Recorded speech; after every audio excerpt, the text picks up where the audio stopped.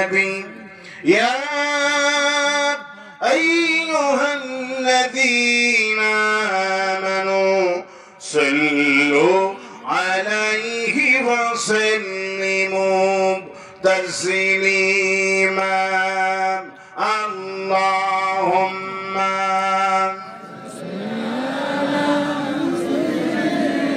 যারা দাঁড়িয়ে আছেন নবীর প্রতি দরুদ পড়ার সময় কেউ দাঁড়িয়ে থাকবে না, সবাই বসেন।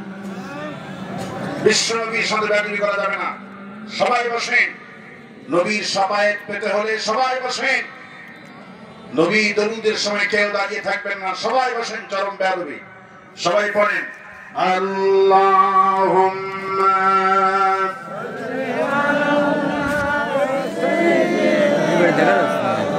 মাওলানা মুহাম্মদ ওয়া আলা আলি সাইয়্যিদিনা মাওলানা بلغ العلا بكماله كشف الدجى بجماله حسنت جميع خصاله صلوا عليه اے تیری معراج تھی کہ تو لوہا کنم پہنچا اور میری مرض ہے کہ میں تیرے قدم تک پہنچا بلغ العلا کشف الدجى بجماله حسنت جميع خصاله صلوا عليه আরবের বুকে মক্কার পরে আমিনার যে তাই ঘর খোদার করুণা কাউসার হয়ে ঝরেছে বারবার বালাগাল উলা بكماله كشف الدجى بجماله حسنت جميع خصاله صلوا عليه اللهم آمين ربنا ظلمنا أنفسنا وإن لم تغفر لنا وترحمنا لنكونن من الخاسرين أي الله تعالى এই বালুঙ্গা দক্ষিণ পাড়া তাফসীর মাহফিল থেকে দরুদ সালাম করে তোমার দরবারে হাত তুলেছি। দরুদ সালাম যখন সোনার মদিনায় নবী পাকের রওজা মোবারকে পৌঁছায় দাও। এমন সময় তোমার দরবারে মজলুম কোরআনটা নিয়ে তোমার দরবারে হাত তুলেছি যখন ভারতের বর্ডার চতুর্দিকে সৈন্যগুলি মোতায়েন করা হয়েছে। যে কোনো মুহূর্তে গাজাতুল হিন্দি আমাদের মধ্যে অনুষ্ঠিত হতে পারে। আল্লাহ তাআলা তোমার কাছে দোয়া করছি আমাদেরকে ইমাম মেহেদীর সফর সঙ্গী সাথী করে নিও, আর এই যুদ্ধ আমাদেরকে তুমি জয়যুক্ত হওয়ার তৌফিক দিয়ে দিও। হায় আল্লাহ, তোমার সাহায্য কামনা করছি, আমরা শাহাদাতের মরণ কামনা করছি। আল্লাহ দয়া করে মেহেরবানি করে আনতা মাওলানা ফানসুরনা আলাল কওমিল কাফিরিন, আল্লাহ কাফেরদের উপরে আমাদেরকে তুমি দয়া করে আল্লাহ বিজয় দান করে দিও। হায় আল্লাহ, মুনাজাত করতে মনে পড়ে গেল আমাদের কোরআনের পাখি শহীদ আল্লামা সাইদ হুজুর 50টি বছর ধরে তাফসীর করে হুজুর জালিমদের পতনটা চোখে দেখতে পারলেন না। হুজুর দুনিয়া থেকে বিদায় হয়ে গেছে। আল্লাহ হুজুরের কবরটা জান্নাতের বাগান বানায়া দিও। হুজুরকে যারা 13টা বছর ধরে কষ্ট দিয়েছে এই জালিমরা কেউ জানো তোমার গজব থেকে রেহাই না পায়। আগামী বাংলাদেশটাকে আল্লাহ কোরআনের বাংলাদেশ বানায়া দিও। আগামীর পার্লামেন্ট খানাকে আল্লাহ কোরআনের পার্লামেন্ট বানায়া দিও, আর কোন জালিমকে ক্ষমতায় বসায়ও না। এই মাহফিলে আয়োজন যারা করলেন আর শোনার জন্য যারা এখানে জামায়াত ওলামার হাফিজ ভাই সহ আল্লাহ সকলকে কঠিন কিয়ামতের দিনে এই মাহফিল আমাদের সকলের জন্য নাজাতের ওসিলা বানায় দাও আল্লাহ। আমিন। ইয়া करम तू आगर करे ओ बात दे जुबा को जो दिल पर वासर करे रब्बना तक़ब्बल मिन्ना इन्नका अंतस समीउल अलीम व तुब अलैना इन्नका अंतत तव्वाबुर रहीम सुब्हान रब्बिका रब्बिल इज्जति अम्मा यसिफून व सलामुन अलल मुरसलीन والحمد لله رب العالمين। একটু জিকির করেন লা ইলাহা ইল্লাল্লাহ লা ইলাহা ইল্লাল্লাহ লা ইলাহা ইল্লাল্লাহ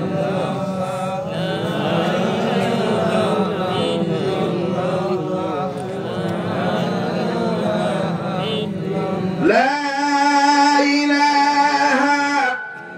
ইল্লাল্লাহ লা মুহাম্মাদুর রাসূলুল্লাহ।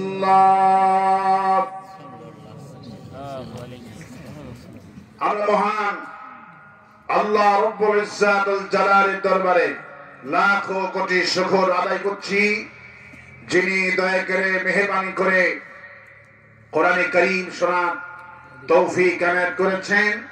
সেই মনিবের দরবারে প্রাণ খুলে শুকর আদায় করছি, সকলে পড়ছি আলহামদুলিল্লাহ।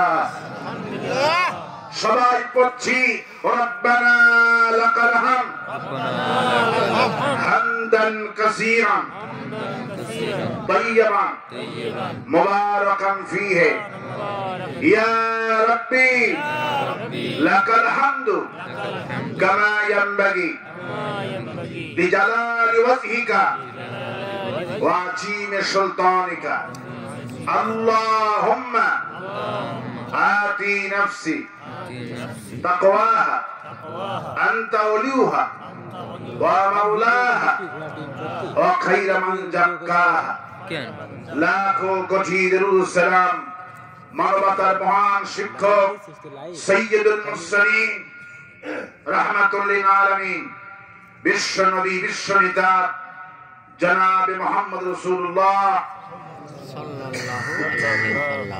সাল্লাল্লাহু আলাইহি ওয়াসাল্লাম।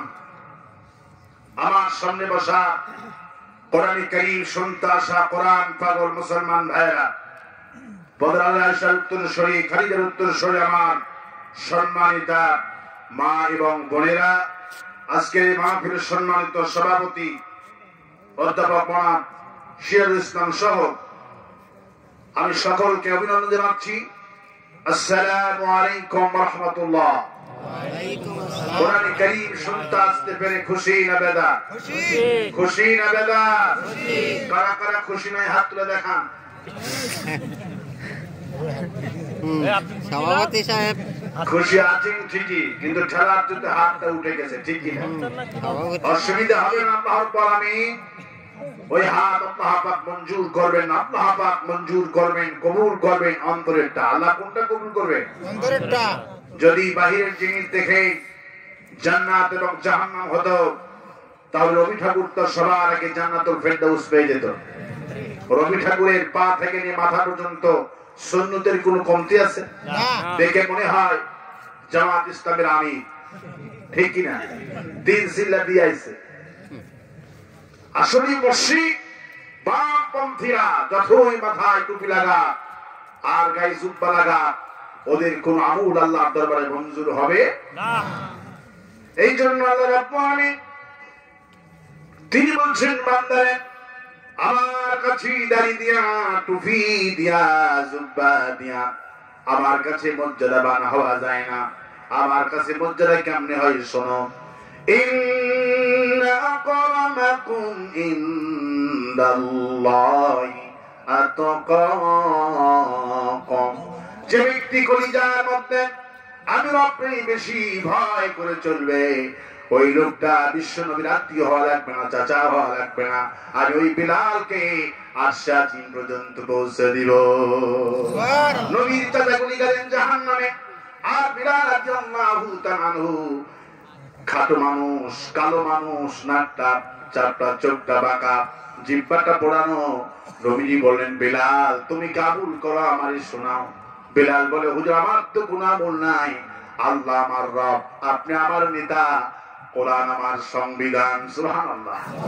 আমি আল্লাহকে রব মেনেছি, কোরআনকে সংবিধান মেনেছি, আর আপনাকে নেতা মেনেছি। হুজুর বলে, বিলাল তুমি আমার কর্মী হওয়ার কারণে, কোরআন অনুসরণ করার কারণে শুধু তোমার মর্যাদা দুনিয়ায় সীমাবদ্ধ ছিল না, জিবরাইল আমিন যখন আমাকে ছেড়ে চলে গেল, ওই মুহূর্তে আমার বড় ভয় লাগলো। তখন মনে হলো মহাশূন্যে তুমি আমার পিছনে পিছনে হাঁটতেছো। এই বিলালকে আশ্বাস যিনি কে পৌঁছে দিয়েছেন? কিসের কারণে গেছেন? তাকওয়ার কারণে। এবার কারা কারা মাহফিল আসতে পেরে খুশি? দুই হাত তুলে আল্লাহ রাব্বুল আলামিন দেখায় দেন। আল্লাহু আকবার।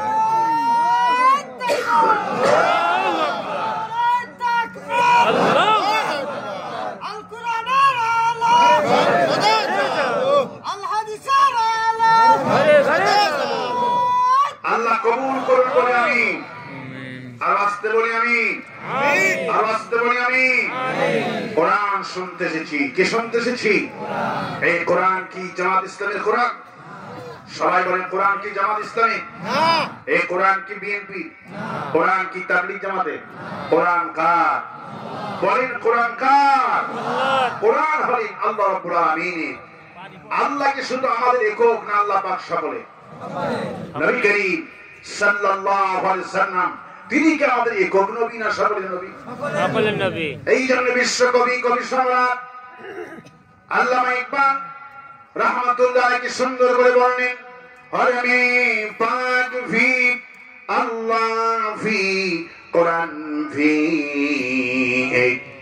হরমে পাক ভি আল্লাহ ভি কোরআন ভি, কুসবুরি বাতি জোতে জো মুসলমান ভি। হে মুসলমান, তোমরা তো সকলেই বলো আল্লাহ আমাদের একটা, কোরআন আমাদের একটা। আল্লাহ যদি এক হয়, কোরআনটা যদি এক হয়, নবীটা যদি এক হয়, তাহলে ঘোষণা করো আমাদের দলও হবে একটা। সেই দলের নাম কি? ইসলাম। আল্লাহ পাক বলেন, ফাগাইরা দীনিল্লাহি ইয়াবগুন ওয়া লাহু আসলামা মান ফিস সামাওয়াতি ওয়াল আরদি তাওআন ওয়া কারহান ওয়া ইলাইহি তুরজাউন। ওই রব্বুল আলামিন আফাগাইরা দীনিল্লাহি ইয়াবগুন, আমি আমার বদ্ধ অন্য দল বানাও। আমি তোমাদেরকে যেই দল করতে বলেছি সেই দল তোমাদের ভালো লাগে না। বর্তমান বাংলাদেশে ইসলামী দল হলো ৮০টি। কয়টা? ৮০টি। ইসলামী দল হলো ৮০টি। তাবলীগ জামাতে ২ গ্রুপ, ৭ গ্রুপ আর কি গ্রুপ? জুবাইর গ্রুপ। কয়টা গ্রুপ? তাবলীগ জামাতে ২ গ্রুপ। তারপরে কওমি দেওবন্দে এদের হলো ২০টা গ্রুপ। কয়টা গ্রুপ? মামুল হকের একটা দল, তারপর চরমনাইসির একটা দল, ইবাদত একটা দল, তারপরে মুফতামির একটা দল, মুফতি ইজহারের একটা দল। এইরকম করতে করতে ২০টি দল। পীরের তো কোনো অভাব নাই। তাবলীগ জামাতে ২ গ্রুপ। গত জুমায় বাইতুল মুকাররমে মারামারি লেগে গেল ২ গ্রুপে, মসজিদ রক্তাক্ত হয়ে গেল। ২ দলই ইজতেমা করতে চায়। তাহলে আল্লাহ পাক বলছেন, হরমে পাক ভি আল্লাহ ভি কোরআন ভি, কুসবুরি বাতি জোতে জো মুসলমান ভি। হে মুসলমান, আমি আমার কোরআনে আমার নবীটাও এক, তাহলে দলও হবে এক। বর্তমান বাংলাদেশে একটা দলে কোনো গ্রুপিং নাই। সেই দলের নাম কি? সেই দলের নাম কি? একটা দলে কোনো গ্রুপিং নাই। আর বাদবাকি কি? সব দলে গ্রুপিং, ডবল ডবল। আসলে দল হতে হবে একটা। দল কয়টা হতে হবে? একটা হতে হবে। সেটা হলো কোরআনের দল। সেই দলের নাম কি? তাহলে আমরা সেই দল করতে রাজি আছি? আমরা সেই দল করব। আমরা সেই দল করার জন্য এখানে এসেছি। যদি কোরআন কারীমের দল যদি না করি, এই তাফসীর শুনে কোনো ফায়দা হবে না। আগস্টের পর থেকে শুধু মাহফিলগুলোতে গালিগালাজ চলতেছে, ঠিক কিনা বলে? আমি আজকে মোটেই গালিগালাজ করতে চাই না। গালিগালাজ দিয়ে কখনো কোরআন কারীমের কর্মী বানানো যায় না, ঠিক কিনা বলে? গালিগালাজ দিয়ে কখনো ইসলামী আন্দোলনের কর্মী বানানো যায় না।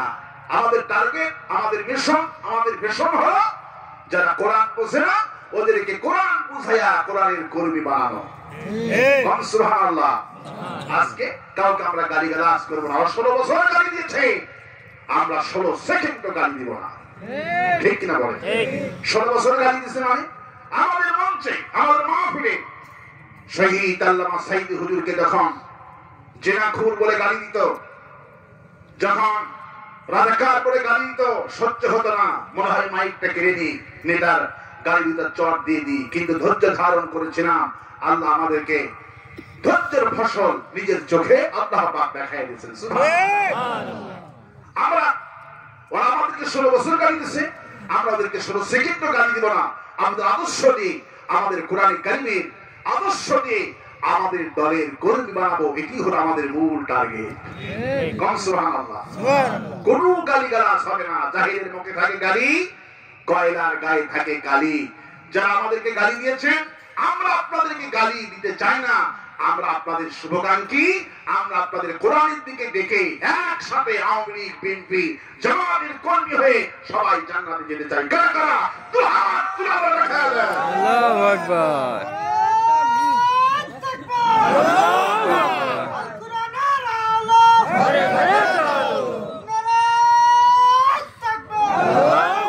এই জন্য আমাদেরকে কোরআন বুঝতে হবে। কি করতে হবে? কিন্তু আজ কোরআন কারীমের তাফসীর চলছে, গোটা দেশব্যাপী মাহফিল চলছে, কিন্তু দুর্ভাগ্যজনক সত্য যেই বক্তা তাফসীর করছেন, যে শ্রোতারা শুনছেন, সেই শ্রোতারাও বোঝে না, বক্তারাও বোঝে না কি তাফসীর হচ্ছে। ওই যে আমি বলি, কোরআন শুনছে কানার মতো, আর কোরআন তেলাওয়াত করছে খোরার মতো। এক মসজিদের ইমাম হলো খোরা। ইমাম কিরা? ইমাম হলো খোরা, আর মুসল্লি হলো কানা। কানা মসজিদে গেছে নামাজ পড়তে, অমনি ইমাম সাহেব সূরা ফাতিহা ধরেছেন, আলহামদুলিল্লাহি রাব্বিল। যখন এই জায়গাতে গিয়েছে ইয়া কানা বুদু আইয়া কানাস্তাইন, কানা পেছন থেকে বলে এই ইমামের পেছনে নামাজ মোটেই হবে না। সে বলে আমি কানা, আমার বাবু কানা। আচ্ছা বলি, কানা কি কোরআন বুঝেছে? ইয়া কানা বুদু আইয়া কানাস্তাইন অর্থ কি? তুই কানা, তোর বাবু কানা। কানা পেছন থেকে এসে মুসল্লিকে বলছে, ওই মসজিদের ইমাম চেঞ্জ না হওয়া পর্যন্ত আমি মোটেই মসজিদে যাব না। কেন ভাই? বলে ও বেটা আমার দেখতেই পারে না। কি বলে? তুই কানা, তোর বাপ কানা। সভাপতি সাহেব বলল, ঠিক আছে তুমি এসো, আমরা দেখছি। সাবার একদিন চলে গেল নামাজ পড়তে। কানা সিদ্ধান্ত নিয়েছে, আজ যদি এই ইমাম বেটা আমাকে গালিগালাজ করে, মোটেই নামাজ পড়বো না। আমি তাকে আচ্ছা মতো নামাজের মধ্যে পিটবো। কি করবো? পেটানি দিব। কিন্তু বলেন তো, সূরাতুল ফাতিহা দ্বারা কি নামাজ হবে? হবে? নামাজ হবে না। এবার প্রথম রাকাতটা শেষ করেছে, কেন চিন্তা করছেন এইবার যদি বেটা আমাকে গালি দেয়, নামাজ তো পড়বই না, নামাজের মধ্যে জুত করব। এবার যখনই বলছে ইয়া কানা বুদাইয়া কানাস্তাইন, তখনই কানা নামাজ ছেড়ে দিয়ে আচ্ছা মতো ইমামকে, খোড়া ইমামকে মারে আর খোড়া বানাইছে। ইমাম সাহেব মারে চুটি চিৎকার মারছে। মসজিদ কমিটির সভাপতিরা সবাই কিসের নামাজ? কানার খোরাকে নিয়ে তারা এক জায়গায় মিটিং এ বসে গেলেন। ইশারের সময় একটা খুব বড় আলিম কানা হলো, আলিমকে এনে মীমাংসা বৈঠক হচ্ছে। সাধারণ মানুষ বিচার করবে কি? এই যে বড় একটা আলিম আনা হয়েছে, আলিম এসে জিজ্ঞেস করছে কানাকে, তুমি ইমামকে মারলে কেন? কানা ভাই আমার গালাই কেন? কি গালি দিয়েছে বাবা তোমার? ইয়া কানা বুদাইয়া কানাস্তাইন, তুই কানা, তোর বাবু কানা। আলেম সাহেব তখন বুঝালেন, আসলে তুমি কোরআন বুঝুনি। ইয়াকা না'বুদু ওয়া ইয়াকা নাস্তাইন, কেবলমাত্র তোমারই গোলামি করি আর কেবলমাত্র তোমার কাছে সাহায্য চাই।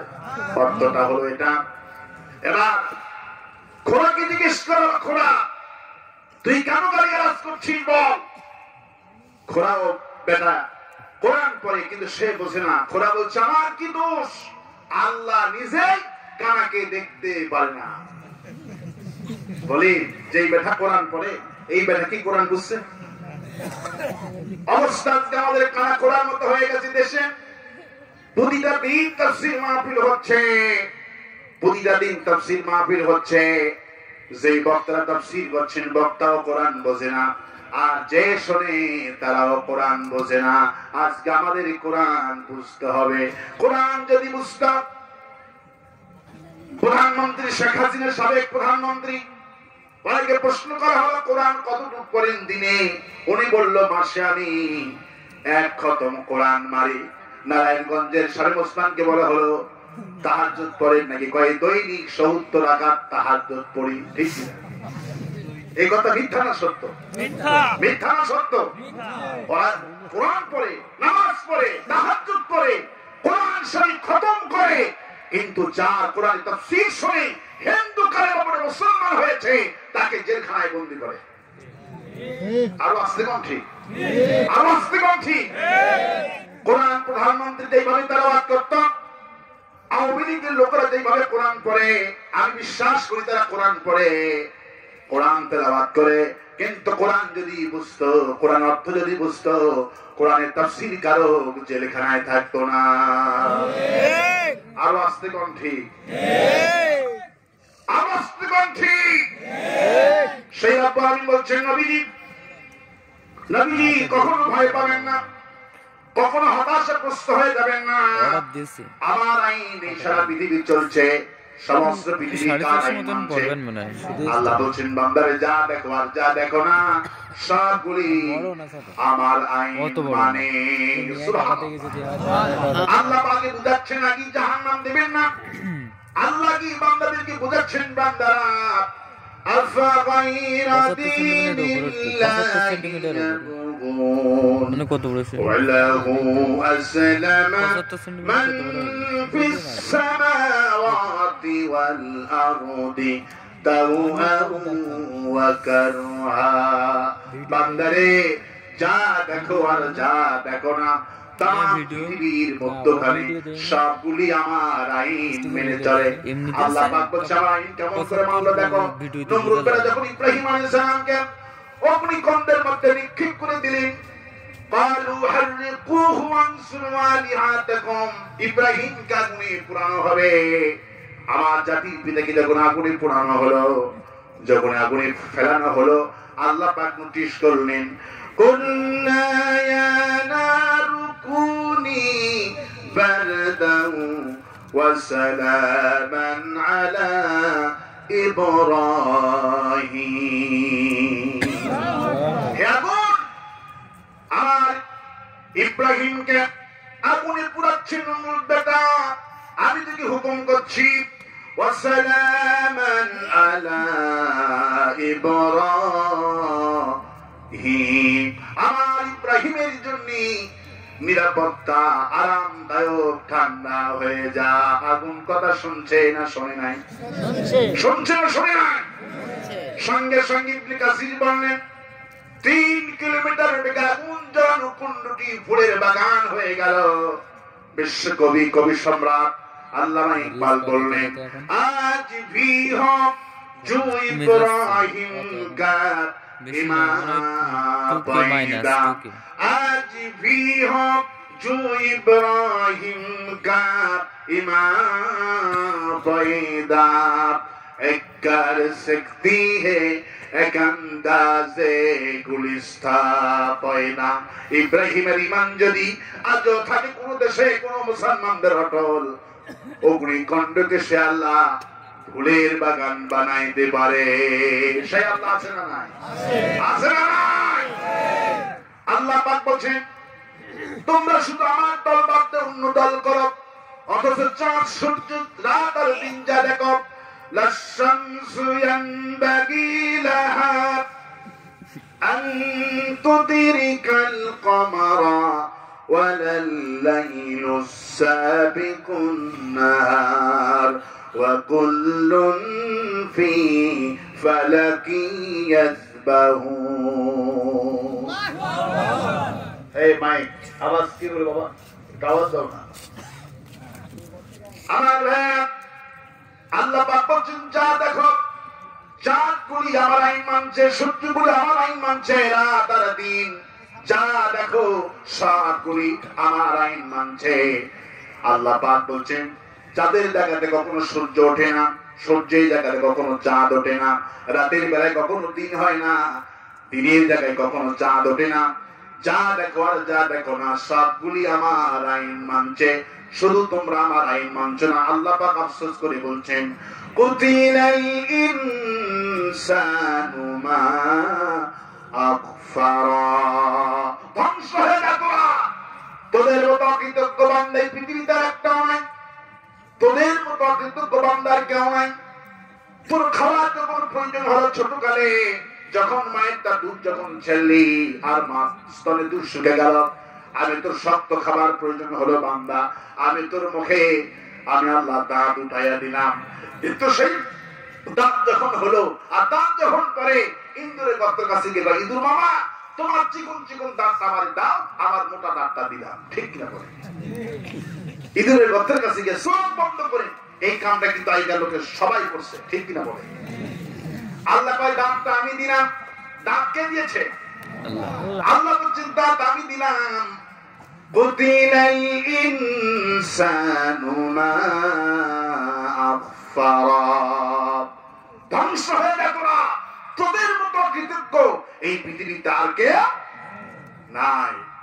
একটা কুকুরকে যদি একটা রুটি দেন, কুকুর 3 দিন আপনার বাড়ি পাহারা দেবে। 3 দিন যদি বাড়ির সামনে কোন কুকুরকে যদি রুটি দিতে পারেন, কুকুর সারাটা জীবন আপনার বাড়ি পাহারা দেবে। কুকুর মুনাফিকি করবে না, মালিকের হুকুম অমান্য করবে না, সজ্জাতুনি করবে না। মানুষ আল্লাহ পাকের নেমখারামি করছে। আল্লাহ পাক বলছেন কুত্তার চাইতে উলাইকা কাল আনআম বাল হুম আদল, কুকুরের চাইতে নিকৃষ্ট মানুষগুলি, ঠিক কিনা বলে? আল্লাহ খেয়ে মানুষের দলের স্লোগান দিচ্ছে। আরে পুরা বাবা দল করতে হবে কার দল করবো? আল্লাহ পাক বলছেন বান্দা আমার দল করতে হবে, আর দল করার জন্য কোরআনটা বুঝতে হবে। নবী করিম সাল্লাল্লাহু আলাইহি সাল্লামকে আল্লাহ রাব্বুল আলামিন এত সুন্দর কোরআন শরীফ দান করেছেন যে কোরআনটা আমাদের কাছে বদ্ধমূল আছে। নবী যখন কোরআনটা নাজিল হয়ে গেল, লোকেরা তখন বললেন কোরআনটা দিয়ে কি লাভ হবে? আল্লাহ পাক বলছেন মা আনজালনা আলাইকাল কুরআনা লিতাশকা, হে নবীদেরকে বলো যে কোরআন আমার নাজিল করা হয়েছে, এই কোরআন যদি আমি তেলাওয়াত করি আইন মানে, আল্লাহ পাক বলছেন কোরআন যারা পড়বে এরা দুনিয়ার মধ্যে হিরো হবে, কোরআন তোমাকে দুর্ভোগ পাবে না, হতবাকা করে দিবে না। কোরআন যারা পড়বে, কোরআন যারা শুনবে, এদের ঈমান বাড়তে থাকবে, দুনিয়া সম্মানিত, আখিরাত সম্মানিত হয়ে যাবে। কোন সুবহানাল্লাহ।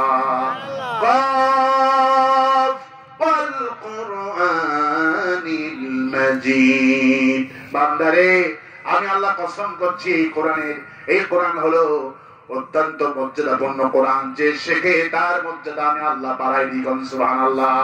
ওয়া উসমান রাদিয়াল্লাহু তাআলা আনহু قال رسول الله صلى الله عليه وسلم خيركم من تعلم القرآن وعلمه, রাসূল বলেন এই পৃথিবীতে সর্বোত্তম ব্যক্তি হলো সেই ব্যক্তি যে কোরআন শরীফ পড়ে, কোরআন শরীফ শিখায়। এই ব্যক্তি হলো এই দুনিয়ার মধ্যে শ্রেষ্ঠ ব্যক্তি। কিন্তু বিগত 16 বছর 1 নম্বর দাম ছিল মুক্তিযোদ্ধার। কিসের দাম ছিল? মুক্তিযোদ্ধার। কথা বলে আনন্দের কোনো দাম ছিল না, শুধু দাম কার? মুক্তিযোদ্ধাদের। বলেন তো রাসূলের হাদিস খায়রুকুম মান তাআল্লামাল কুরআনা ওয়া আল্লামাহু, যে ব্যক্তি কোরআন শরীফ যে ব্যক্তি শিখলো আর যে ব্যক্তি মানুষকে শেখায়, তাদের চেয়ে উত্তম ব্যক্তি এই পৃথিবীতে আর নাই। কোন সুবহানাল্লাহ।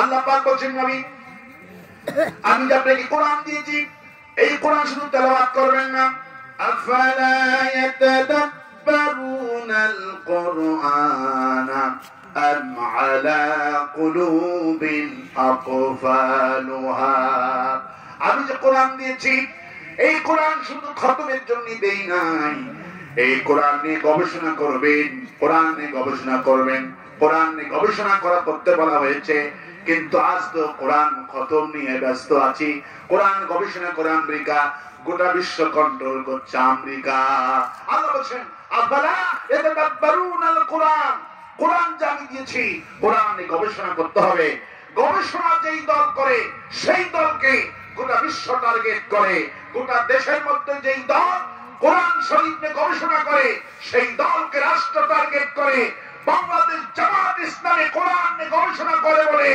সব দল বাদ দিয়ে এই দলিতদেরকে ফাঁসি দিয়ে মারছে কারণ কোরআন খতমকারীকে রাষ্ট্ররা ভয় করে না কোরআন খতমকারীকে বিশ্ব ভয় করে না কোরআন গবেষণা করে যেই দল এই দলের কর্মী যদি রিক্সা চালক হয় আর এই রিক্সা চালক যদি 10 জন এক জায়গায় বসে কোরআন গবেষণার কাজ করে পুলিশ তাদেরকে জঙ্গি বলে ধরে নিয়ে গেছে আমার মাহফিলে 1 কোটি লোক হলো সরকার চায় রাষ্ট্র ইহুদি খ্রিস্টান গুলি ভয় কাদেরকে করেন 1 কোটি মানুষ মাহফিলে হলো এদেরকে কোনো ভয় করে না ভয় তো তাদেরকেই করে যারা কোরআন গবেষণা করে কোরআন নিয়ে রাষ্ট্র পরিচালনা করতে চায় আল্লাহ পাক বলেন আফালা ইয়াতাদাব্বারুনাল কুরআন আম আলা কুলুবিন আকফালুহা হে নবী কি খবর তোমাদের অন্তরে তালা মারলো কে কেন কোরআন নিয়ে গবেষণা করছো না কেন কোরআন খতম করছো কিয়ামত পর্যন্ত কোরআন খতম করলে এই দেশের মানুষের ভাগ্যের পরিবর্তন হবে না কোরআন পার্লামেন্টে নিয়ে গবেষণা করতে হবে চুরি করলে হাত কাটতে হবে কারণ আল্লাহ বলেন কারণ চুরি করলে হাত কাটা লাগবে একটা হাফেজ কোরআন একটা আলিম একটা মুফাসসির কতবার চুরি করলে হাত কাটা লাগবে এই আয়াতটা কতবার পড়ছে কিন্তু তিনি তো এই আয়াতকে নিয়ে গবেষণা করছে না এই আয়াতকে নিয়ে চিন্তা ভাবনা করছে না সেই দল চুরি করলে হাত কাটা লাগবে গবেষণা যারা করে মানুষকে যারা বুঝায় তারাই হলো রাষ্ট্রের টার্গেট আর আসতে কম ঠিক আর আসতে কম ঠিক রাসূলুল্লাহ বলেন বুখারী শরীফে এসেছেন কোরআন খতম করলে আল্লাহ প্রতি অক্ষরে 10টি করে নেকি দিবেন কিন্তু যদি কোন মানুষ কোরআন গবেষণা করেন 1 সেকেন্ড 1 মিনিট কোন মজলিসে যদি কোরআন গবেষণা হয় ওই মজলিসের দামটা তো বেশি হয়ে যায় 1 মিনিট কোরআন গবেষণা করে যে সওয়াব কিয়ামত পর্যন্ত সিজদায় দিলে যে সওয়াব হবে 1 ঘন্টা কোরআন গবেষণা করলে সেই সওয়াব আল্লাহ আমলনামায় দিয়ে দিবে কিন্তু আজকে কোরআন গবেষণা কারা করে আমার দেশে একটা দল আছে ছাত্র সংগঠনের দল আছে আবার মুরব্বিদের দল আছে এই দুই দল কোরআন গবেষণা করে প্রতিদিন কোরআন বুঝে পড়েছো কিনা রিপোর্ট বইয়ে লিখতে হয় আর আস্তিকন ঠিক কোরআন গবেষণা করতে আল্লাহ বলেছেন কারণ কোরআন গবেষণা ছাড়া এই দেশের মানুষের ভাগ্যের পরিবর্তন হবে না যতই চিন্তা ইসলাম যারা চায় কোরআন শাসন যারা চায় হাসিনা 16 বছর কোরআনের শাসন যারা চেয়েছিল চুরি করা হাত কাটা আইন যারা চেয়েছিল এদেরকে শহীদ করে হত্যা করে আল্লাহর জমিনে শান্তি প্রতিষ্ঠা করতে চেয়েছিল কিন্তু ইসলামী দলকে শহীদ করে কোরআন যারা গবেষণা করে এদেরকে শহীদ করে দেশে শান্তি আনা সম্ভব নয় আমি দৃষ্টান্ত এইভাবে দিই একটা লোকের একটা ছেলের নাম হলো ইসলাম ছেলের নাম কি ইসলাম বাড়ি হলো বেনাপোলে লেখাপড়া করে যশোরে এই ইসলাম লেখাপড়ার জন্য একটা বাড়ি ভাড়া নিয়েছে 5 তলা বাড়ি হঠাৎ করে বাড়ির থেকে নামছে নিচে মার্গে একটা মেয়ের সঙ্গে দেখা হয়ে গেল মেয়ে বললো ভাইয়া তোর এত সুন্দর চেহারা তোমার নাম কি গো বললো আমার নাম হলো ইসলাম নাম কি আমার নাম ইসলাম মেয়ে বললো আমার নাম হলো শান্তি আমার নাম কি আমার নাম হলো শান্তি ইসলাম বললো আচ্ছা আর কিছু বলবে বললো না কিছু বলবো না আমি হলাম এই বাড়িওয়ালা একমাত্র নিয়ে ভাইয়া একটু তোমার নম্বর দেওয়া যাবে, সেটা নম্বর দিয়ে দিলে তারপরে নম্বর নিয়ে 2-4 দিন পর শান্তি এখন ইসলাম রে SMS পাঠাচ্ছে, ইসলাম তোমার চেহারাটা অনেক সুন্দর, আমি তোমারে খুব ভালোবাসি, আই লাভ ইউ, এইভাবে করে তখন SMS দিলেন ইসলাম রে। ইসলাম বললো আমি বেনাপোল থেকে লেখাপড়ার জন্য আসছি, আমার নাম হল ইসলাম, আমি ইসলামিক কাজে কখনোই কিছু করতে পারবো না। শান্তি বললো আমি তোমার সত্যি ভালোবাসি, আমি একমাত্র নিয়ে আমার সাথে প্রেম করে তোমার সমস্যা কোথায়? তুমি তো টাকার জন্য লেখাপড়া করতেছো, চাকরি করবো, টাকা কামাই করবো, আর আমার সাথে যদি বিবাহ হয়ে যায় এই বিশাল বড় বাড়ির মালিক হয়ে যাবে। ইসলাম বললো না, আমার নাম ইসলাম, আমি ইসলামিক কাজে কিছুতেই যোগদান করতে পারবো না। কিন্তু শান্তি চতুর্দিকে ঢোল পিটালো, আমাদের বিল্ডিং এ যে ছেলেটা ভাড়া থাকে না, ওই ছেলের সঙ্গে আমার দারুণ প্রেম, আমি ছেলেটাকে দারুণ ভালোবাসি, এইভাবে করে শান্তি চতুর্দিকে ছড়িয়ে দিলি। শান্তি মায়ের কানে শান্তির প্রেমের কাহিনী চলে গেল। শান্তির মা শান্তির পিতাকে রাতের বেলা ডেকে বলছে, শুনছো? বলে কি? তোমার মেয়েটা ওই যে 4 তলায় ভালো থাকে, বেনাপোল থেকে আসছে একটা ছেলে, সুন্দর চেহারা, না ভালো ইসলাম বলে, হ্যাঁ বলো, ওই ছেলেটা তোমার মেয়েকে ভালোবাসে, প্রেম চলতেছে রে, ওই ছেলে যদি বিল্ডিং এ থাকে আমাদের আমও যাবে, সালাও যাবে, অতএব ছেলেকে রাখা যাবে না। শান্তির পিতা বলে, তাই নাকি? বলে হ্যাঁ। সকালবেলায় ইসলাম যখন কলেজে যাচ্ছিল, শান্তির পিতা ইসলামটাকে এমন মারতে আত্মরা করলেন, আত্মরা করে বলছে, এই ছেলে আমার মেয়ের সাথে প্রেম করছিস? ছেলে তো প্রেম সত্যি করে না। ছেলে বলছে, চাচা মিয়া আমি সত্যি প্রেম টেম করি না। কে সময় কার কথা? মারতে আত্মরা করা হলো। আলটিমেটাম তো হলো, এক ছেলে যদি 3টার মধ্যে আমার বাড়ি না ছাড়িস, দারোয়ানদের পিটায় বের করে দিব। ইসলাম কলেজ থেকে ফিরে এসে 3টার আগে তার মিটিং পত্র যা ছিল বস্তা গাড়ি সবগুলি নিয়ে কাঁদতে কাঁদতে বেনাপোল গ্রামের বাড়িতে হাজির হয়ে গেছে। শান্তির কানে মাগরিবের পরে খবর গেল, ইসলাম এই বিল্ডিং এ নাই। কে নাই? ইসলাম এই বিল্ডিং এ নাই। শান্তির মাথা খারাপ হয়ে গেল। শান্তি ফোন লাগালো, ইসলাম ভাইয়া তুমি কোথায়? বললো, আমি তো বেনাপোলে এসেছি। কেন গেছো বেনাপোলে? তোমার মিথ্যা প্রেমের কারণে তোমার আব্বা আমাকে মারতে আত্মহত্যা করছে।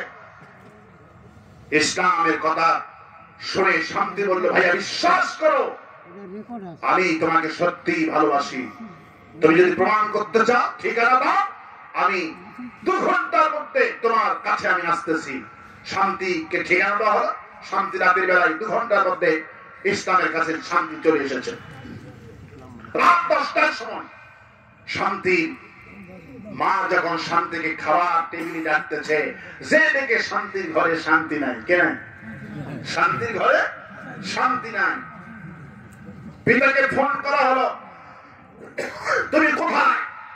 বললো, আমি বাজারে ব্যবসার প্রতিষ্ঠানে, তাড়াতাড়ি এসো, তোমার মেয়ে শান্তি নাই। চতুর্দিকে ফোন লাগানো হলো, শান্তি কোথায় গেছে? দাদার বাড়ি, খালার বাড়ি, নানি বাড়ি, সব জায়গায় খবর লাগানো হলো, শান্তি কোথাও খুঁজে পাওয়া গেল না। রাতের বেলায় শান্তি যে হতো নাই, আত্মীয় স্বজনের কারু চোখে ঘুম নাই। দাদা কান্দে, দাদি কান্দে, নানা কান্দে, নানি কান্দে, শুধু কান্দে আর কান্দে, শান্তি নাই। কে নাই?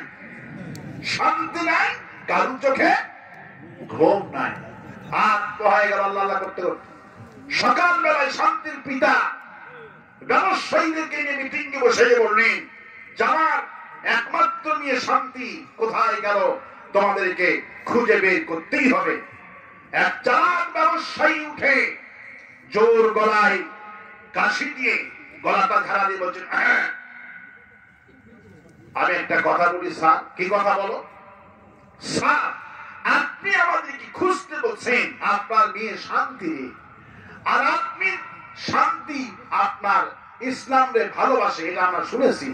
আপনি সকাল বেলায় দিয়ে ইসলাম রে এমন আত্মরা করলেন মারতে মারতে, আমার তো মন বলছে শান্তি খোঁজার আগে আপনাকে খুঁজে বের করতে হবে ইসলাম কোথায় গিয়েছে। ইসলাম গাছে যেখানে, শান্তি গাছে সেখানে। ঠিক কিনা বলে? কি ঘুমাচ্ছে? ইসলাম গাছে যেখানে, শান্তি গাছে সেখানে। কারণ আওয়ামী লীগ ভারত আওয়ামী লীগ দিয়ে যারা আমাদের বন্ধু তাদেরকে শত্রু বানিয়েছিল, আর যারা শত্রু তাদেরকে বন্ধু বানিয়েছিল। ঠিক কিনা বলেন? ইসলামকে মেরে ইসলামকে পিটায় যেমন শান্তি খুঁজে পাওয়া যায় না, ইসলাম গেছি যেখানে শান্তিটা গেছে সেখানে। আওয়ামী লীগের অবস্থা তাই হয়েছিল 16টা বছর ধরে। এই দেশে কোরআনের শাসন যারা চায়, আল্লাহর আইন যারা চায়, শান্তি, এদেরকে হত্যা করে ফাঁসি দিয়া কোরআনের পাখিটারে জেলে বন্দি করে ইসলাম যারা চায়, ইসলাম তারে মেরে এরা শান্তি প্রতিষ্ঠা করতে চেয়েছিল। ইসলামী দলকে ফাঁসি দিয়া ইসলামী দলকে নিষিদ্ধ করে দেশে কোনোদিন শান্তি আসবে না। আরো আসতে কম ঠিক। ওরা জামাত ইসলামকে নিষিদ্ধ করল 1 আগস্টে বৃহস্পতিবার দিন, আর 5 আগস্ট আল্লাহ রাব্বুল আলামিন ওদেরকে চিরতরে নিষিদ্ধ করে দিল। রাসূলের দল যখন আবু জাহেল পার্লামেন্টে নিষিদ্ধ করলেন, নবীজি তখন বলছেন ক্বালার রাসূলু ইয়া রাব্বি ইন্না কওমি ইত্তাখাযু হাদাল কুরআনা মাহজুরা।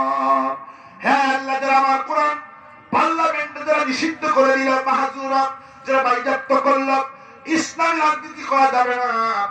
আজকে ইসলামী দল নিষিদ্ধ নতুন নয়। আওয়ামী লীগ যেভাবে পার্লামেন্টে বসে রাজনীতি, ইসলামী জামাত ইসলামী নিবন্ধন বাতিল করলো, নিষিদ্ধ করে দিল। আবু জেহেল যখন পার্লামেন্টে বসে রাসূলের দল যখন নিষিদ্ধ করে দিল, আল্লাহ পাক হাবিবকে বললেন কোনো টেনশন করবেন না।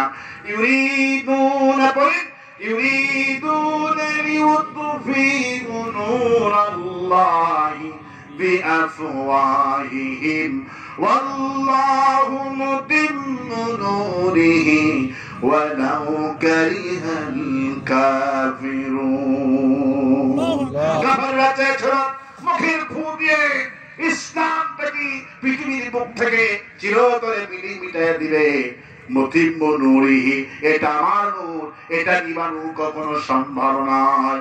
বিশ্বকবি কবি সম্রাট আল্লামা ইকবাল বললেন সতীজা কা রাহা হে আজল সে তাব ইমরোজ, সতীজা কা রাহা হে আজল সে তাব ইমরোজ, চিরাগে মুস্তফা বি সে শরারে বুল হাবিব। সেই যুগ থেকে নিয়ে আজ পর্যন্ত ওবাইদুল কাদের লম্বা লম্বা পুরি আওলা তো পালাবো না। ঠিক কিনা বলে? পালাবো না, প্রয়োজনে ঠাকুর গায়ে গিয়ে উঠবো, ওবাইদুল কারবাই করবো। ঠিক কিনা বলে? কি ডায়লগ মারতে না, পালাবো না, আমরা পালাই না। আল্লাহ বলছেন জালেমেরা লম্বা লম্বা কথা বলে ঠিকই, কিন্তু শেষ পর্যন্ত যখন আমি আল্লাহ শুনি ইন্না বাতশা রাব্বিকা লাশাদীদ, আমার পাকড়াও যখন এসে যায় তখন ডিবি হারুন কাজ করে না। আমার পাকড়াও যখন এসে যায় র্যাব সেনাবাহিনী কিছুই কাজ করে না। আসল হাসিনার পতনের মূল পরিকল্পনা ছিল আরশে আজিম থেকে। হাসিনার পতনের মূল পরিকল্পনা কোথায় থেকে হয়েছে? বিএনপি পতন করে নাই, জামাত ইসলামী পতন করে নাই, কোন দল পতন করে নাই। রাসূল কারীম সাল্লাল্লাহু আলাইহি সাল্লাম বদরের রাত্রিতে যখন গনিমতের মাল ভাগ করছিল, কাফের যখন 70 জন কাফের বন্দী হয়ে গেল, 70 জন কাফের নিহত হয়ে গেল, রাতের বেলা সাহাবীরা রাসূলুল্লাহ আপনি যদি হাতির ফুটা বালু যদি না মারতে এরা তো বন্ধ হয়ে যেত না, আমরা তো জয় অর্জন করতে পারতাম না। সাহাবীদের ঈমান কি? ঈমানে ভেজাল আছে বলে, মানে ওই বহুত আল্লাহ পাক দেখছে সাহাবীদের কথাগুলি ঈমান বিদ্বেষী কথা। রাসূলের হাতের পাওয়ারের কোনো বিজয় হয় নাই।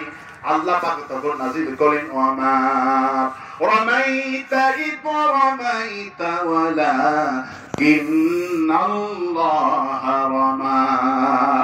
হে নবী আপনি বলেন, সাহাবীদের বলেন, আপনার হাতের এই বালুগুলির কি ক্ষমতা ছিল? আপনি নিক্ষেপ করেননি, আমি আল্লাহ নিজেই নিক্ষেপ করেছি। আপনি হত্যা করেননি, আমি আল্লাহ নিজেই হত্যা করেছি। আমার ভাইয়েরা, হাসিনা সব সাজানো, সব গোছানো, তার সব কিছু বাহিনী ছিল, সব বাহিনী থেকে ফিরআউন যেদিন পতন হয় 20 পদে রান্না করে জাদুঘরদের খাওয়াইছিল। ফিরআউন আর বিশ্বনবী যেদিন বিজয় লাভ করেছিলেন, বিশ্বনবীর বিজয়ের দিনটা ছিল সোমবার। কি বার? আর আল্লাহ আমার দেশে বিজয় দিয়েছে সোমবার। ফিরআউন 20 পদের খানা জাদুঘরদের খাওয়া ছিল। খেলা হবে, কি হবে?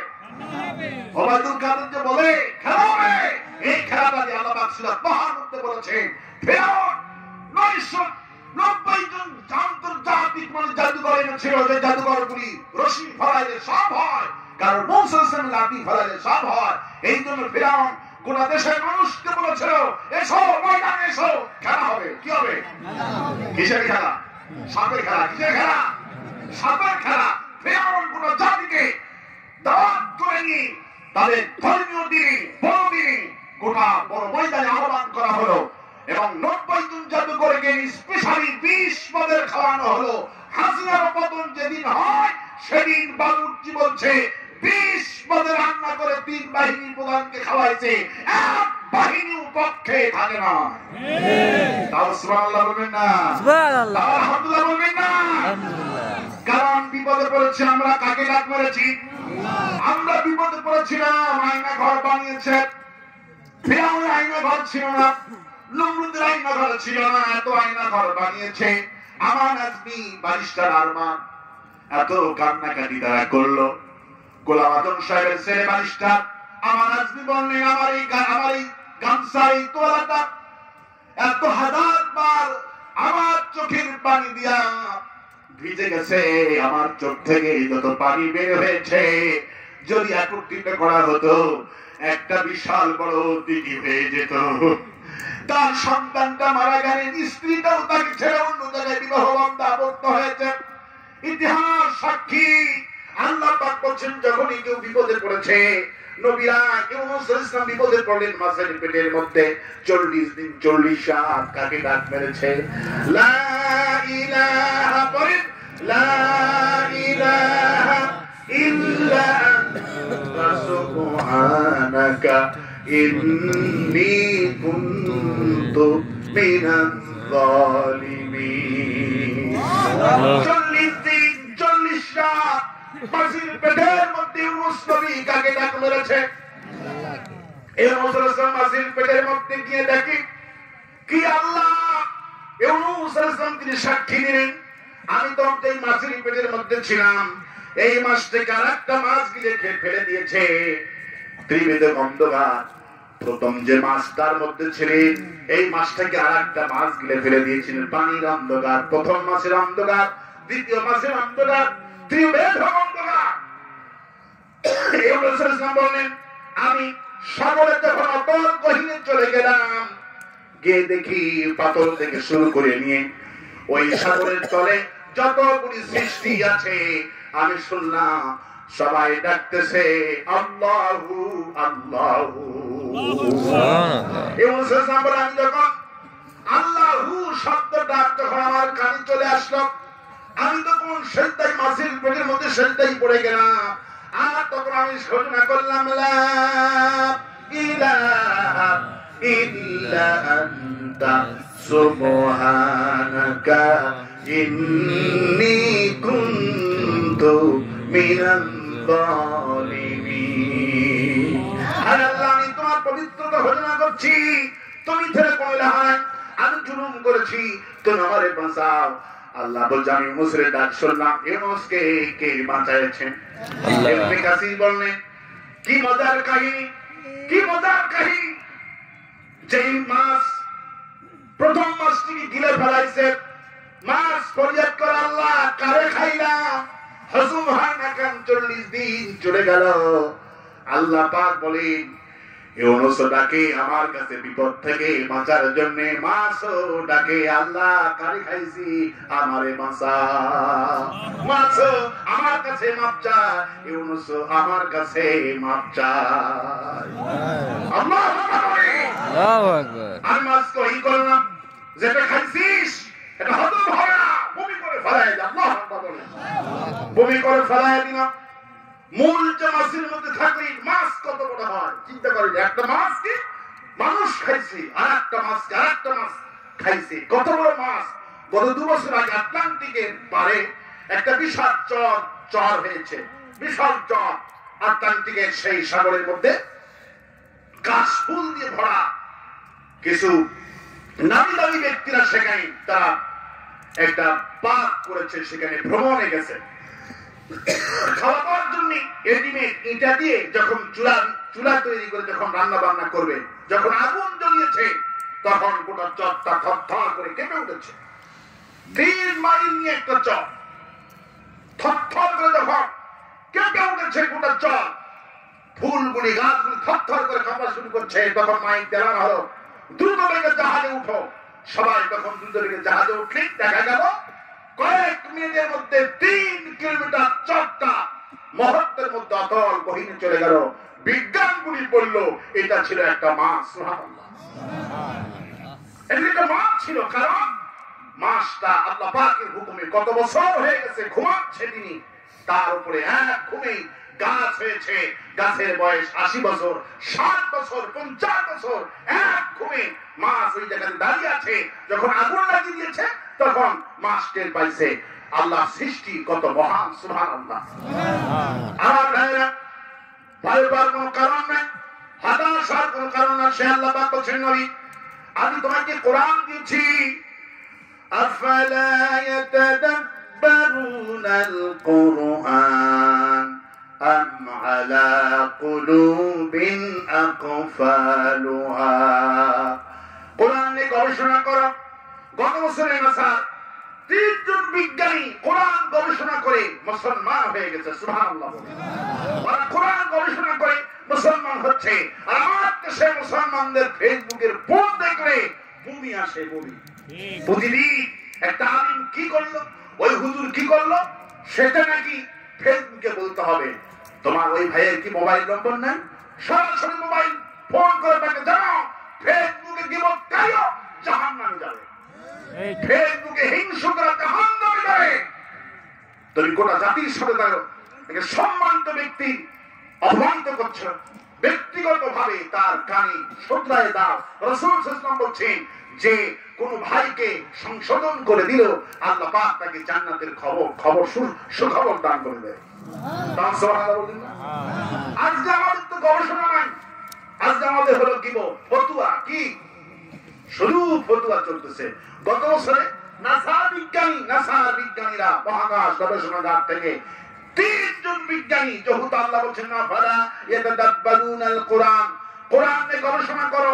গত বছরে 3 জন বিজ্ঞানী এই আয়াতে কারিমাকে গবেষণা করে তারা মুসলমান হয়ে গেছে। আল্লাহ পাক বলছেন ওয়ালাকাদ আতাইনাকা সাবআন মিনাল মাসানি ওয়াল কুরআনাল আযীম। হে নবী, আমি তোমাকে কোরআন দিয়েছি, আর সেই সঙ্গে আমি তোমাকে পরিপূর্ণ 7টা আয়াতে কারিমা দান করেছি, সূরাতুল ফাতিহা দিয়েছি। তাও সুবহানাল্লাহ বললেন না? সাবআন মিনাল মাসানি ওয়াল কুরআনাল আযীম বলা হয়েছে। আমি তো কোরআন দিয়েছি আর 7টা আয়াত বিশিষ্ট একটা সূরা দিয়েছি, সূরাতুল ফাতিহা। সুবহানাল্লাহ। রাসূল বললেন গোটা কোরআনই আল্লাহ পাক যা দিয়েছেন সূরা ফাতিহাতে আল্লাহ পাক তাই দিয়েছেন। কোন সুবহানাল্লাহ। রাসূলের কাছে যখন কোন মানুষ আসতো রোগের জন্য, বিশ্বনবী সূরা ফাতিহা পড়তেন, পানির মধ্যে ফু দিয়ে দিতেন, তাকে ঝাড় ফুঁক করে দিতেন, লোকটা সুস্থ হয়ে যেত। সাহাবা আজমাইনগুলি যখন চিকিৎসা করতেন কোরআনে কারীম থেকে চিকিৎসা করতেন। আবু সাঈদ খুদরি রাদিয়াল্লাহু তাআলা আনহু তিনি সূরা ফাতিহার চিকিৎসা করে রাতের বেলায় 30টি ছাগল হাদিয়া পেয়েছে। সুবহানাল্লাহ। আবু সাইদ খুদরি রাদিয়াল্লাহু তাআলা আনহু জিহাদের ময়দান থেকে ফিরে এসে রাতের বেলা তাঁবু গেড়েছে। হঠাৎ করে একটা মেয়ে এসে তাঁবুতে ডাকাডাকি করছেন। এখানে কোন কবিরাজ আছো? আমাদের গ্রামের সবচেয়ে ধনী মানুষ, তাকে সাপে কামড় মেরেছে। কি কামড় মেরেছে? সাপে কামড় মেরেছে। এখানে কোন কবিরাজ আছো যিনি ঝাড় ফুঁক জানেন? সাহাবীরা তো রাগ করলেন, এখানে কোন কবিরাজ পাওয়া যায় না, এখানে যোদ্ধা আছে। কি আছে? যোদ্ধা। এখানে কবিরাজ টবিরাজ নাই। আবু সাইদ খুদরি রাদিয়াল্লাহু তাআলা আনহু তিনি বললেন, আমি কিছু ঝাড় ফুঁক জানি। সবাই বললো, টিটকারি করে বলছেন, যাও তাহলে তুমি রাতের বেলা কিছু ফুল ফা দিয়ে আসো। আবু সাইদ খুদরি রাদিয়াল্লাহু তাআলা আনহু রাতের বেলা মেয়ে লোকটির সঙ্গে চলে গেলেন। নেতাজির হাতে বাঁধন, পায়ে বাঁধন, সাপের যন্ত্রণায় ছটফট করতেছেন। রাসূল করিম সাল্লাল্লাহু আলাইহি ওয়াসাল্লাম বললেন, সাপ যখন বের হতো হুজুর বলতেন, সাপ গুলি মেরে ফেলে দাও, কিন্তু ওই সাপকে মারবা না যেই সাপ আমার বাড়ির মধ্যে পাওয়া যাবে, আমার ঘরের গুহার মধ্যে লুকায়িত আছে। এই সাপগুলি মারা যাবে না, এই সাপগুলির সাথে আমার কথা হয়। যখন মরুভূমিতে সাপ দেখা দিল মদিনায়, রাসূল বলছেন সাপ দেখলে মারো, কিন্তু রাসূল আবু বকরকে একদিন বলেই ফেলেন, আবু বকর সমস্ত সাহাবীদের বলে দাও, আমার ঘরে যত সাপ বসবাস করবে একটা সাপকে মারা যাবে না, কারণ সব সাপের সাথে আমার পরিচিত। আল্লাহু আকবার বলে, আমি সাপের উপরে আল্লাহু আকবার বলে, আমার ঘরে যে সাপগুলি বসবাস করবে, বুখারী শরীফে এসেছে, এই সাপগুলি মারা যাবে না, কারণ এই সাপগুলি আমার সাথে কথা বলে। আল্লাহু আকবার। আবু সাইদ খুদরি রাদিয়াল্লাহু তাআলা আনহু চলে গেলেন। নেতার হাতে বাঁধন, পায়ে বাঁধন, চিৎকার মারছে। আবু সাইদ খুদরি কোরআনে কারীম তেলাওয়াত করে মাথায় একটা ফু দিয়ে দিলেন। অমনি নেতাজি হাতের বাঁধন, পায়ের বাঁধন খুলে দিয়ে দিল। তিনি পরিপূর্ণ সুস্থ হয়ে গেলেন। রাতের বেলায় খুশি হয়ে নেতাজি 30টি ছাগল, 30 কেজি খেজুর, 30 কেজি চিনি আটা সাহাবীকে হাদিয়া দিয়ে দিলেন। তিনি তাঁবুতে নিয়ে গেলেন। রাসূল করিম সাল্লাল্লাহু আলাইহি ওয়াসাল্লাম ফজরের নামাজের পর হুজুর একজন সাহাবীকে বললেন, তুমি দ্রুত বেগে চলে যাও ওই তাঁবুতে, যেই তাঁবুতে আবু সাইদ খুদরি আছে, যে বলো তুমি যে কোবরা জিকির করে রাতের বেলায় 30টি ছাগল পাইছো, বিশ্ব নবী আমাকে পাঠিয়ে দিয়েছেন, হুজুর বলেছে আমার জন্য 1 ভাগ যেন রেখে দেওয়া হয়। সকাল হয়ে গেল, হুজুর তাঁবুতে প্রবেশ করে আবু সাইদ খুদরিকে বললেন, আবু সাইদ খুদরি তুমি যে 30টা ছাগল হাদিয়া পেয়েছ, 30 কেজি খেজুর, আটা, চিনি হাদিয়া পেয়েছ, তুমি কি পরে লোকটার কপালে ফু দিয়েছিলা?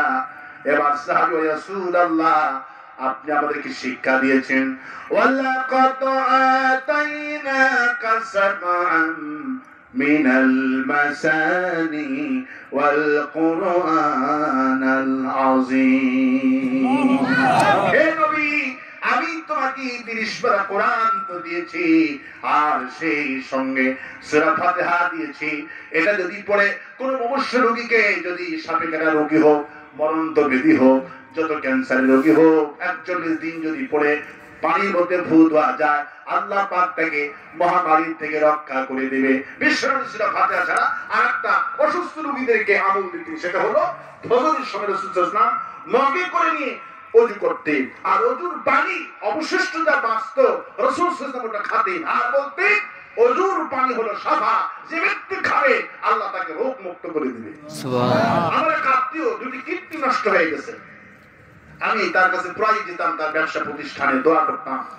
তা আমি বললাম যে সব তো আপনিও ভালো জানেন, আমাদের হাদিস ভাই বলো জেনারেল শিক্ষিত হলেও কোরআন হাদিস অধ্যয়ন করে অনবরত জামাত ইসলামের, আমি গত বছর দিন জয়পুরহাট আমার দিনের বেলা মাহফিল জেলা, আমি 5 মিনিট বক্তব্য দিয়েছে, 21টি আয়াত বলেছে। আল্লাহু আকবার বলে, এই আমার সারা জীবনে কোন বক্তা 5 মিনিটে এত আয়াত বলতে পারে না, অথচ জেনারেল শিক্ষিত যেই দল কোরআন গবেষণা হয় 5 মিনিটে 21টি আয়াত দিয়ে কথা বলে, এরা কত পড়াশোনা, এত মাদ্রাসায় পড়াশোনা হয় না।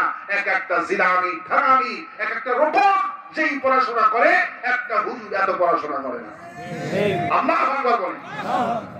প্রবন্ধগণ, তো আমি ওনাকে বললাম যে ভাইয়া আপনি তো আমার যেহেতু অনেক বেশি পড়াশোনা করেন, আমরা যখন তো আলিম হতে পারি, কিন্তু জ্ঞানের দিক থেকে আপনার কাছে অনেক আছে। আমি আপনাকে একটা আমল দিব। রাসূল সাল্লাল্লাহু আলাইহি ওয়াসাল্লাম এইটা করতেন, ফজরের ওযু করতেন, মগে পানি নিয়ে আর ফের মগ একটা কিনবেন, আর ফের মগ কিনে ওখানে ওযু করবেন, পানি যেটা বাঁচবে আপনি আল্লাহর কাছে সাধারণ নিয়তে আপনি খেয়ে যাবেন। আর যদি ভালো করেন, উনি এক সপ্তাহ পর আমল করার কারণে আমি নিজেই ফোন দিয়ে খবর নিলাম। সে ফোন ধরে না, অসুস্থতার কারণে। তার বড় ভাইকে ফোন দিলাম, সে বলল যে এই সপ্তাহে তার ডায়ালিসিস করতে হয়, এটা লাগেনি। আল্লাহু আকবার। আমি তখন চিন্তা করলাম রাসূল কারীম সাল্লাল্লাহু আলাইহি ওয়াসাল্লাম প্রত্যেকটা আমলগুলি বিজ্ঞানসম্মত। সুবহানাল্লাহ। আল্লাহ পাক বলেন ওয়ানুনাজ্জিলু মিনাল কুরআনি মা হুয়া শিফাউন ওয়া রাহমাতুল লিল মুমিনিন ওয়া লা ইয়াজিদু যালিমিনা ইল্লা খাসারা। আমি কোরআন নিশ্চয়, আমি কোরআন মুমিনদের জন্য সুদ করে পাঠিয়েছি, কিন্তু যারা বেঈমান, যারা জালিম, যারা জুলুম করে মানুষকে ফাঁসি দিয়ে মারে, ওয়ালা ইয়াজিদু যালিমিনা ইল্লা খাসারা। যারা জুলুম করে, যারা জালিম, যারা মানুষকে ফাঁসি দিয়ে মারে, সাইদি হুজুরের মতো 50টি বছর তাফসীর করনেওয়ালাকে ধর্ষণকারী বানায়া ফাঁসি না দিয়া ভারতের পরামর্শ ক্রমে ওষুধ পুশ করে শহীদ করা হলো। এই জালিমদের জন্য কোরআন হিদায়াতকারী হবে না। ওয়ালা ইয়াবিদু যালিমিনা ইল্লা খাসারা হয়েছে। ওদের আমল যাবে, সাওয়া যাবে, দুনিয়াতে কোনো আমল কবুল হবে না। খাসারা বলা হয়েছে। লোকসান হলো যেটা আপনি কিনে নিয়ে আসলেন, লাভ হলো না, ওটা হলো লোকসান। ওটার নাম কি? আর যখন তপিল সুদ্ধা, টাকা সুদ্ধা গায়েব হয়ে যায়, ওটা হলো আপনি হলো খাসারা। মানে মূলধন নাই হয়ে যায়। কি হয়ে যায়? মূলধন। 1 লক্ষ টাকা দিয়ে ব্যবসা শুরু করছিলেন, 1 বছর পর দেখা গেল 1 লক্ষ টাকার 1 টাকাও নয়, সব টাকাগুলি খুয়ে গেছে, সব ধ্বংস হয়ে গেছে। খাসার কথা। আল্লাহ পাক বলেন যারা জালিম, যারা জুলুম করে, যেই দল কোরআনের বিরুদ্ধে জুলুম করবে, আলেমদের মারবে, ইন্নাল্লাহা ইয়ারফাউ বিহাদাল কিতাব। রাসূলুল্লাহ বুখারী শরীফে বলেন জালিমের পতনের মূল কারণ বাপরা খুঁজে পাননি। আজকে আমি আপনাদেরকে বলে যাচ্ছি হাসিনার পতনের মূল কারণ কি, আওয়ামী লীগের পতনের মূল কারণ কি। রাসূল বলছেন ইন্নাল্লাহা ইয়ারফাউ বিহাদাল কিতাব। একটা দলের যে পতন হয় এর মূল কারণ হলো কোরআন, আর একটা দলের সম্মান হয় এর মূল কারণ হলো কোরআনে কারীম। ইন্নাল্লাহা ইয়ারফাউ বিহাদাল কিতাব। একটা দলের পতনের মূল কারণ হলো কোরআন, আর একটা দলের সম্মান পাওয়ার মূল কারণ হলো কোরআনে কারীম। একটা ব্যক্তি আওয়ামী লীগের যখনই কেউ বলে যায় মতিয়া চৌধুরী মারা গেল, সেদিন কবর মানুষ কবর দিতে দিল না। যিনি কবর খোঁড়েন উনি বললেন এই জালেমের কবর খুঁড়ব না। আল্লাহু আকবার। যিনি কবর খোঁড়েন বুদ্ধিজীবী কবরস্থানে, উনি বললেন যিনি কবর খোঁড়ে, বলে এই মতিয়া নাকি যে আল্লামা সাইদিকে রাজাকার বলে গালি দিয়েছে, এই জালেমের কবর খুঁড়ব না। যিনি কাপড়ের কাপড় বিক্রি করে উনি শুনেই বলেছেন কোন জালেমের কাপড় নির্দেশ, মতিয়া চৌধুরীকে কাপড়ি দিব না, বলে হিন্দুদের কায়দায় মতো জানাজা করে দাও। একজন ব্যক্তি, এই যে মানুষের ক্ষোভ, চাপা ক্ষোভ, 16 বছরের ক্ষোভটা মানুষ 5 তারিখে ফেলেছে। আমার দেশের সেনাবাহিনীকে আল্লাহ খালিদ বিন ওলীদের মতো কবুল করুন বলে আমিন। আমার দেশের সেনাবাহিনী, পুলিশ বাহিনীরা সবাই শেখ মুজিবের গলায় রশি লাগায়া টেনে সব ভেঙে খন্ড খন্ড করছে। রাসূলের বিজয় আমাদের বিজয়ের সাথে 10 জায়গায় হুবহু মিল। সুবহানাল্লাহ। রাসূলের দল, বিশ্বনবীর দল আবু জাহেল 5 দিন আগে নিষিদ্ধ করেছিল। কয়দিন আগে? পার্লামেন্টে 5 দিন আগে দল নিষিদ্ধ করলো। হাসিনা তাই করেছে। ফেরাউন বিশ্বদের খানা খাওয়াইছিল পতনের দিনে, আমার দেশে হাসিনাও 20 পদে রান্না করেছিল। আল্লাহ পাক বলেন, বান্দারে তোমাদের অন্তরে যে দুঃখ কষ্ট আছে, গণভবনের দৃশ্য আমি এমন কৌতুক বানায়া দিলাম তোমাদের জন্য, হাসির পাত্র বানায়া দিলাম। গণভবনের মধ্যে কেউ হাসিনার শাড়ি নিয়ে পড়ে, কেউ ফ্রিজ খুলে মিষ্টি খায়, রান খায়, কেউ মাছ ধরে, কপি দুধ ধরে, ঠিক না বলে? মুরব্বিও দেখছে, আল্লাহু আকবার বলে। আল্লাহ বলেন 16 বছর তোমাদের জুলুম নির্যাতন থেকে ওরা হাসি দিছে, এখন ওদের দৃষ্টান্ত দেখে, ওদের কীর্তি দেখে তোমরা হাসি মারতে থাকো। যে দরবেশ বাবা কি সুন্দর দাড়ি ছিল, দাড়ি কামায় নৌকায় উঠছে, ঠিক কিনা বলে? আল্লাহ বলছেন জাতির সাথে প্রতারণা করি, নৌকা নিয়ে কি নিয়ে প্রতারণা করলো? নৌকা নিয়ে প্রতারণা করলি। আমি আল্লাহ শেষ পর্যন্ত আইন মন্ত্রী আর দরবেশ বাবা সালমান এফ রহমান 22,000 কোটি টাকা অ্যাকাউন্টে মাত্র পাওয়া গেছে। এই সুদদের কাছ থেকে টাকা পাওয়া গেছে, পদ্মা সেতু 30টা বানানো যাবে। কয়টা? 36টা। 30টা। জামাত ইসলামীকে ভালো লাগে না, আমাদের ব্যাংকে থেকে 70,000 কোটি টাকা পাচার করেছে। ডক্টর ইউনূসকে ধন্যবাদ দিচ্ছি, 30,000 কোটি টাকা এনে ইসলামী ব্যাংক আবার চাঙ্গা করে দিয়েছে। আল্লাহু আকবার। গোটা বিশ্বের অর্থনীতিবিদ ডক্টর ইউনূস, এই মুহূর্তে ডক্টর ইউনূসকে বাংলাদেশে আমাদের জন্য প্রয়োজন। গোটা বিশ্বে তার খ্যাতি আছে এবং ভারত চাচ্ছে ইউনূস না হলে যদি অন্য কেউ হতো দেশটা আক্রমণ করতে পারতে। রাসূলের হাদিস, কিয়ামতের আগে গাজায় হেন্দ হবে। রাসূল বলছেন সেই যুদ্ধে জান এবং মাল দিয়ে তোমরা ঝাঁপিয়ে পড়ো, যারা শহীদ হবে আল্লাহ বিনা হিসাবে জান্নাত দেবে। এই গাজায় হেন্দের সাথে রাসূলুল্লাহ ভবিষ্যৎবাণী। রাসূল বলছেন সেই মুসলমানদের মধ্যে 3 ভাগ হবে। কয় ভাগ হবে? 3 ভাগ। 1 ভাগ পালাবে। রাসূলের হাদিস দেখেন, হাসিনা আগেই পালায়। ঠিক। রাসূলুল্লাহ বুখারী শরীফ বলছেন, নাসাঈ শরীফের হাদিস এটি, যে যখন ভারতের সাথে যুদ্ধ হবে রাসূলুল্লাহ বলছেন এক দল পালাবে। আওয়ামী লীগ 3 লক্ষ আওয়ামী লীগ এখন দেশে পালাতো। কয়লা? ওদের পাসপোর্ট ভিসা আগেই সব করা ছিল। ওরা জানি যে কোনো মুহূর্ত পালাতে হয়। এই জন্যই একটা আওয়ামী লীগের 8টা 10টা পাসপোর্ট। কয়টা? যেই দেশে কাজে লাগে, ঠিক কিনা বলে? একদল পালাবে। রাসূল বলেছেন 8টা দল হলো মুনাফিক। এরা যুদ্ধে অংশগ্রহণ করবে না, এরা শুধু ক্ষমতার ধান্দা করবে। কিসের ধান্দা করবে? এরা হলো মুনাফিক। আরেকটা দল, আল্লাহ রাসূলের হাদিস অনুযায়ী যা আছে তাই ঠেলে পড়বে। আল্লাহু আকবার বলুন। আল্লাহু আকবার। ইসলামী দলগুলি সবাই ছাপিয়ে পড়বে, মুনাফিক বাড়িতে চুপ করে বসে থাকবে, আর আরেকটা দল পালাবে। দেখছেন রাসূলের হাদিস? খুব তড়িৎ ঘড়িতে গাজায় করে হেন্দ হওয়ার তড়িৎ ঘড়িতে অগ্রসর হচ্ছে। তড়িৎ ঘড়ি ভারত যুদ্ধের ঘাঁটি করেছে 3টা। শিলিগুড়িতে ঘাঁটি করেছে, সিলেটে ঘাঁটি করেছে।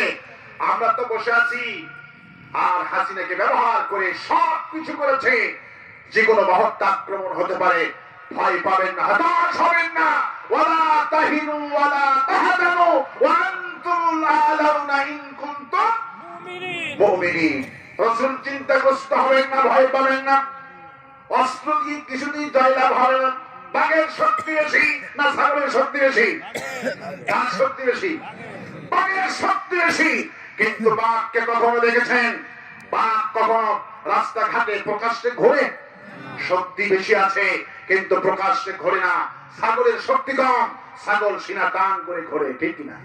ছাগল জানে আমার বুদ্ধি কম, আমার শক্তি কম, কিন্তু আমাকে যখন আক্রমণ করবে আমি শুধু একটা ডাক দেবো, মেয়ে কি ডাক দেবো? একটা মেয়ে বলে জোরে চিল্লা দেবো, আর আমার মেয়ে শক্তি যখন